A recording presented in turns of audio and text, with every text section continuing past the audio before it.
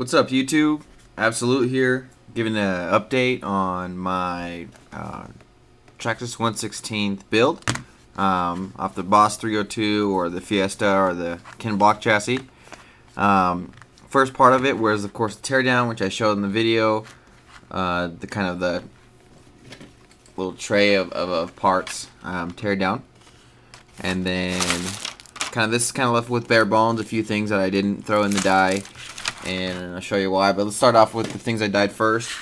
Before I go on, I kind of want to say that I think this is probably about the last time I'll do this, and I actually bought another used vehicle for the same thing, and I'm probably not going to do this anymore because it actually ends up costing me a lot more in the end. So I think what I'm going to do in the future is just buy a roller off of eBay and get it new, because I'm cool if I scratch it up and put some dings and dents on it. A minor, so it's totally fine, but I think I like to do it myself, because when I get it from someone else, I end up replacing everything that's not pretty much perfect, even if I scratch it later. So I think for future reference, I think it's probably about, I have this build and actually have another build, which I'll be doing a video on soon as well.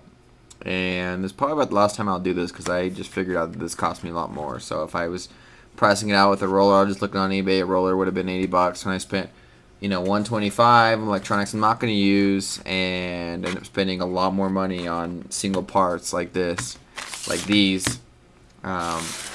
instead of just buying a roller and going from there. So kind of the decision I've made, but I live and learn. I think it comes from my old mentality, where before I didn't have as much of the funds as I do now, and so I kind of bought things more as a challenge, and even if they did cost me a little bit more, then kind of the whole having to restore the parts and having to do that was fun, and it kind of was took up the time. But now I have projects lined up, and the funds are there because I've been working hard.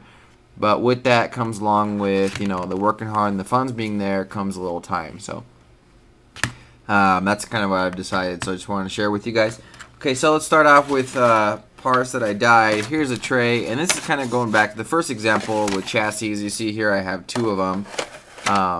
I got the one where it came with it, and I actually had bought another chassis thinking I needed it because the front end kind of bent up, and there was a split part down under here, so I figured there might be some chassis fracture, and I thought, well, if it's broken, then I'll have a chassis ready to go, and then I could just throw it in the die.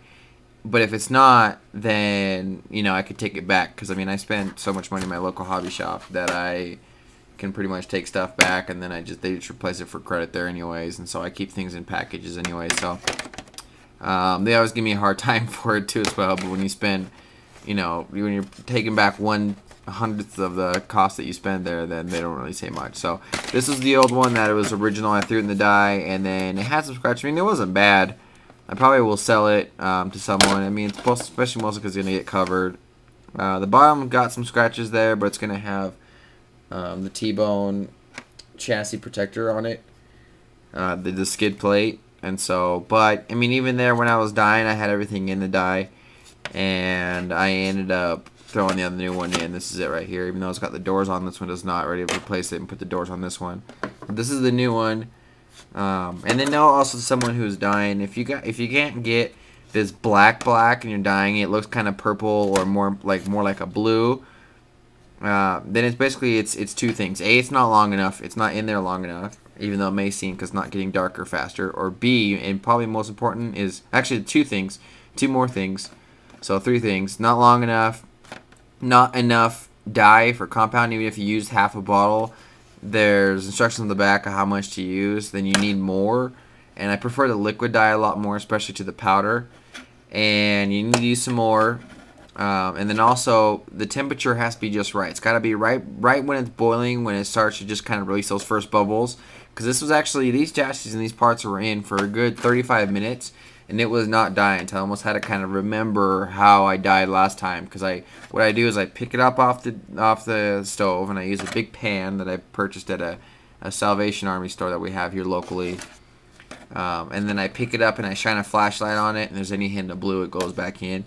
And that's nice, because if you take a picture later and you hit a flash and it looks blue, it's not going to have any surprises. So I leave it in long enough to where I can kind of reproduce that flash or daylight.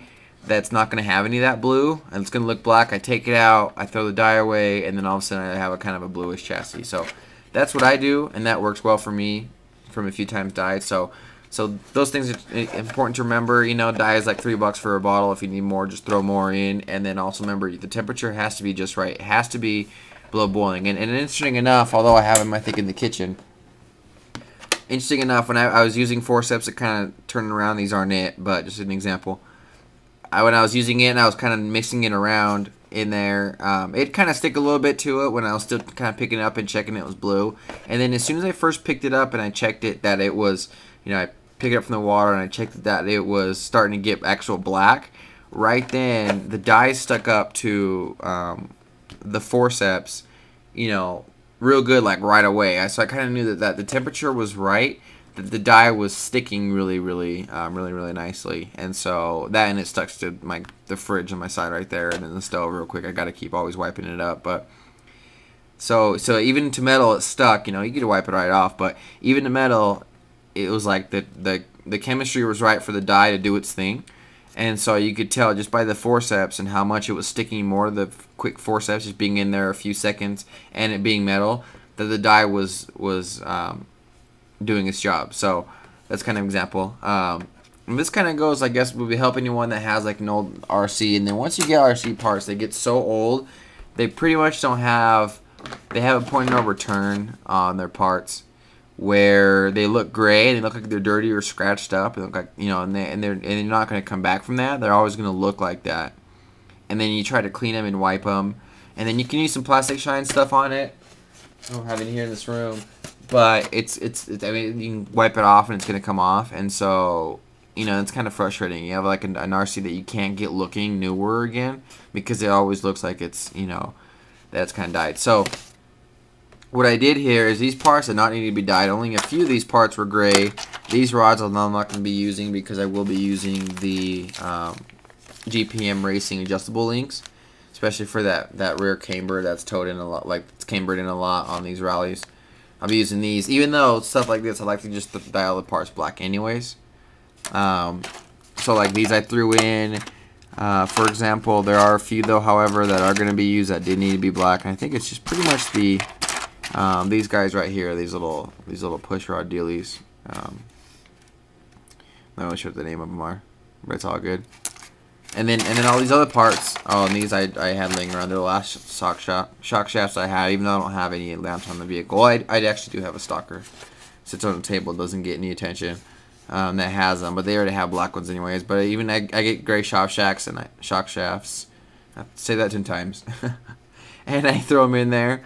And, you know, maybe I'll, like, there's some kids around, and then, you know, I end up getting, like, some parts here and there, stuff that I'll never use, and so give them stuff like that. So it's kind of a reason why not, right? Throw them in there while I'm at it and stuff. So everything else, too, as well, you can kind of see that everything else I just threw in there, and it helped a lot with refurbishing. So if that happens to you, you're going to have to take the time, and you're going to have to tear everything apart, and then you're going to have to throw it in the dye. If you can't clean it with some cleaner, you know, it's not happening, then throw it in the dye, and then that kind of helps a lot to refurbish the parts back to black. Even if they've got scratches on them. I've had skid plates and things that just embedded with that dirt scratches, you know, gravel scratches, or like gray inside, and you can't wipe that off. Even like that, you know, clean them off first. You don't gotta get crazy on it. I just kind of swish them around and some simple green, and then I throw them in the dye. That helps a ton. Also, with the hardware that you get, let me see if I have them here. Also, with the hardware that you have as well, the way to refurbish those, they'll get dirty and then kind of get messed up. You can actually refurbish those really nicely and easily. But you can see I love these KFC kits. I mean, these little container things. I get them, and then I hardly ever eat them, but when I do, I kind of keep these. And I use them for stuff, and I have a bunch of them that I can kind of separate them out. But anyways. You can really easily refurbish. Like, you get the rust inside, you know, like inside the screw, especially these black ones rust really easily, and they kind of look old and dingy. And if you were trying to wash them off with water or something, or any water-based cleaners, then they're gonna rust really quickly. So what I do is this: I take a cleaner, a little container like this, could be any container with the lid preferably, and I spray WD-40 in there, a ton of it to cover it, and then, you know, I put the lid on. and then I shake it, and then I just let it soak there for a while, and then you'll come off. You'll kind of rinse them off. You know, especially with these little parts, I kind of leave the lid on like this and just kind of spill it over, and then it comes off, and this stuff looks a lot better. Like, you know, almost brand new. You know what I mean? You can kind of see that all the hardware looks almost new. So another thing with refurbishing RCs, you know, if you need to, your screws look all banged up, then that helps. It actually also helps too, because I don't. After I rinse off the WD-40, I don't rinse it off. After I kind of pour it out, the WD-40, then what I do is I put it on some shop towels. I kind of lay a couple shop towels out and put them out to dry, and then kind of just pat them a little bit. Really don't need to worry about it. It dries nicely. It leaves a nice residue on the screws on the insides and everything to prevent future rust. So that's cool. It's not going to stay there forever. It's not going to be, and it's not going to be slippery for you. It's not. There's no. I can touch this. It's not. It's not going to be like any WD-40 residue where I'm really going to have to. You know, it's going to be all greasy or anything like that. So it's nice. Works out good. Anyone wants to use it, check it out. So some of the parts I didn't dye. And I guess here they are here. And then these bulkheads and stuff like that. I'll actually kind of show the shock springs. Here's actually the old springs. I got the infamous black and tan combo that everybody uses. I'm no expert to it, but I mean I heard. So here's what happened. I left the shock shafts in there the entire time, which was like an hour of dyeing, plus another like half an hour just for these. I poured out most of the dye, put it in a small pan, and then I put them in. That's kind of what the results were. It's really difficult to dye springs. I mean, it's very difficult. I have some pink springs that I dyed from white, but they take on the color a little bit, then they kind of refuse to take on anymore, and they're very difficult to dye. But I like that look better. Kind of looks like a grayish. You know, well, it is gray versus the old ones, the white ones. And they still gotta be clean. I wasn't gonna soak these in and stuff. I'll you know, dip them out and all that fun stuff. These little plates here, I think I'm going to do what I've done prior to, which is strip the anodization off of them. Especially since I have a lot of, not a lot, but I have a lot of silver stuff going in it. The motor is going to be blue because it's the little VXL 380. But that's pretty much it. I think I might strip that to kind of the bare aluminum, which I like the look of that a lot. This is going to be gone. This is for the big motors. I replace that and stuff. Cause I got replacements. So, kind of show you over here. Over here we have things that I didn't wash off, or they didn't dye, and some of them actually did. I have just the stock parts. The stock parts that are replacements. Some skids, which is nice too. Because I'm replacing the skid, but it's not going to be redundant to where I'm going to scratch them up again. T-Bone Racing sells these rear skids for the 16th Rally. Slash Merv, or of course the menu Revo, and they have the rear bumpers as well for the different ones, even like for the different bumpers for the Rally versus the Boss 302, because they have a different shape and a little size to match the motor. The new ones, this is kind of the old style of theirs. The new ones have like 3 holes right here. I like this style better, and I actually was able to find it on the toys.com. I was actually able to find the old style without the holes. And so I went with that, and look, my finger still got dye on it from a couple days ago. So that's kind of what I went with and stuff right there. So T-Bone Racing rear bumper, and then underground skid. So going back underground, skid beneath. It's late. It's cool. So skids. So then that way I can put new skids on. They won't get scratched up. You know, that's nice. And so it won't be kind of a waste. Bulkhead, because that one was busted, and that's kind of where it was bent up, is this bulkhead was cracked right here on the old one. More skids, and then this is kind of neat. I got, of course, the different shock tower body mounts. I think I'm going to do is actually going to keep the other Gymkhana wheels, which are just really green and not actually the official Gymkhana, because they don't have the little DC symbol on them. So I think I've decided tonight is I'm actually going to dye these black and then mount them with some of those. And then I always kind of wanted the Gymkhana, but I kind of wanted the other ones. I like the Proline Focus body, the Protoform body. I got the Camaro one, with my favorite. So I think I'm going to do is I'm actually going to use the different body mounts. And I think one of them's for the Gymkhana, one's for the Boss. Season kind of one shorts, one longer. And then plus the one that's on the vehicle now for the Rally. I think he's got on, or had on when I bought it used. And I think what I'm going to do is I'm actually going to do this, and what I'll do is I'll just have tire and body combos, and then I'll have like for example, besides these ones, I'll have, let's see here, I'll have like these black wheels for the Camaro body, and then I'll have these white wheels that'll either dye as well, or I'll have these white wheels for, you know, the Protoform body or for a Focus body.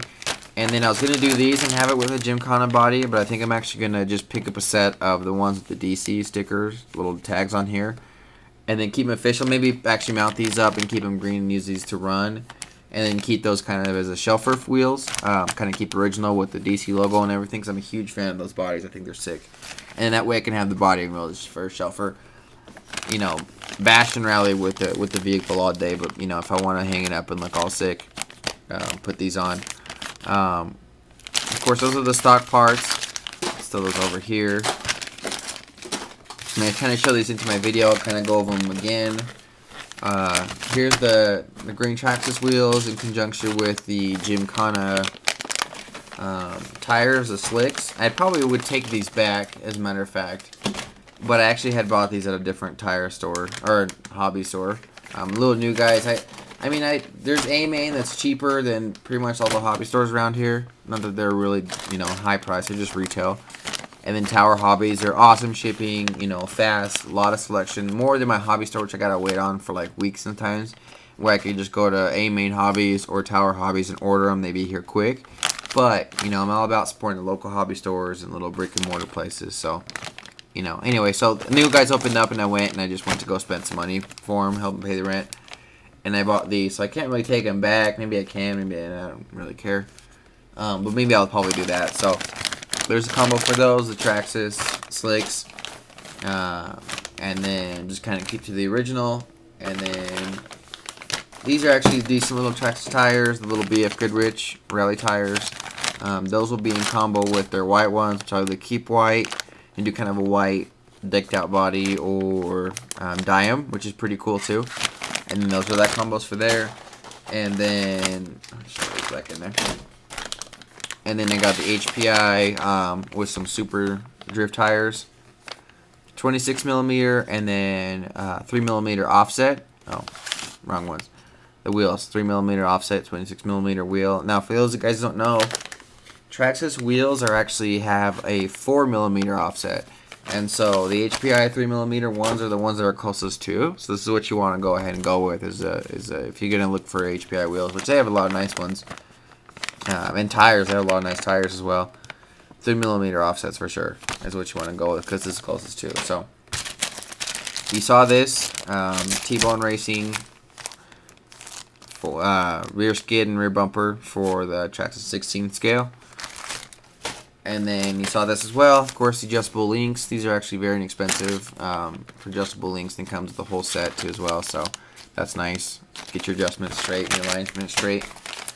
The HR knuckles, which I like these a lot because the GPN that I had bought, I bought the red ones. I took those back, bought the silver ones, and then took those back. And then I ended up going. And then when I got them, they looked like they were just chewable aluminum. They had some scratches in them.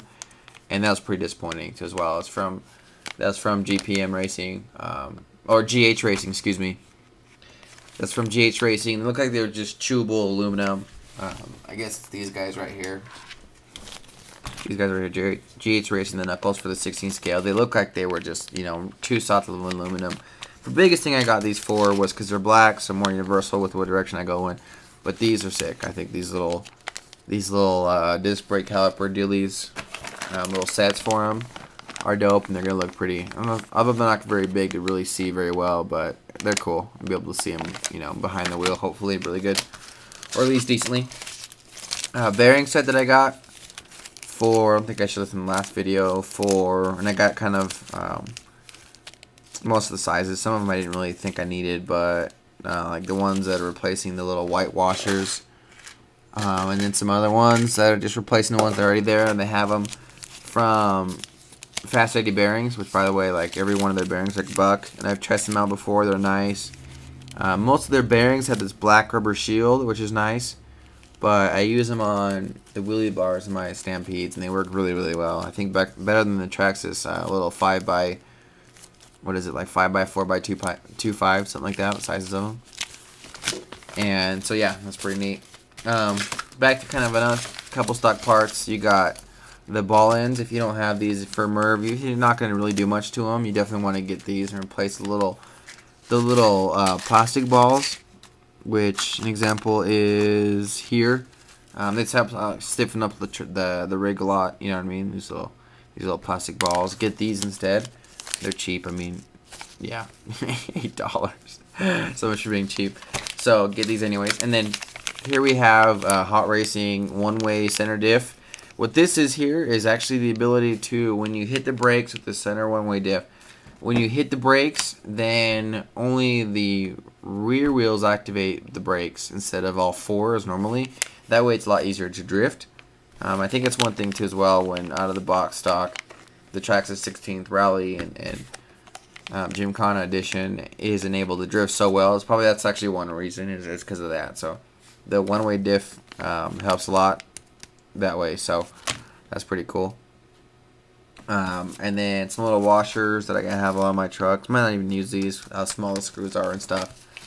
Oh, some more stock parts here. A little rocker arm posts. Nothing special there. And then I know I'm forgetting something up on the wall. It's all hidden. And then last but not least, the motor mounts for the smaller motor from STRC. And then of course electronics, which I'll show again, which will be the Castle speed control, the Lineon 380 motor, which by the way, if you buy one of these, buy it off eBay, because like retail was $70. eBay, there was like some there for brand new for $30 from trusted sellers. So and then a little high-tech HS85 MG, which by the way, Turnigy's option or alternate to this is now in stock as of yesterday at hobbyking.com. Most micro servos are much smaller than these and do not fit in the Traxxas size. The Traxxas 2080 is kind of a unique micro servo size, whereas most micro servos are smaller and do not fit in there. So only a few of them do. You want to check out forums or ask somebody who knows. This is one of them. Is this high-tech servo, and there's also a Turnigy servo that's great, that a lot of people like, that's typically out of stock everywhere, but it just got an email last night, as a matter of fact, that it was in stock at hobbyking.com. It's getting late for sure. Hobbyking.com, it's in stock, so if you need a servo, that's a good time to go check it out, because it's back in stock. So I'll let you guys know. FYI, I couldn't find this because I think my wall is getting a little too full here, where before things are a little bit more organized. Now I'm starting to run out of room to put up new parts and stuff, so I just kind of slap them up on top of each other. So, but with that, I'll be doing another video soon on this and my other builds. Check back soon. I have a review to do as well on a couple updates on the Stampedes. Check back soon in the meantime. Take it easy, and peace.